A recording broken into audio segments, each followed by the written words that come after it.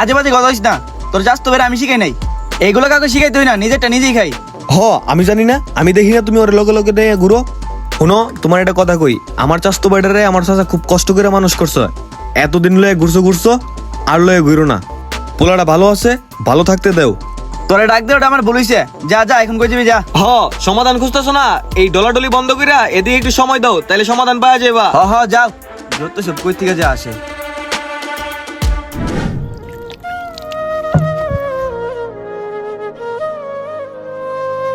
কাজটা করছে কিতা, পান্তা বাদ দিয়ে দিছে।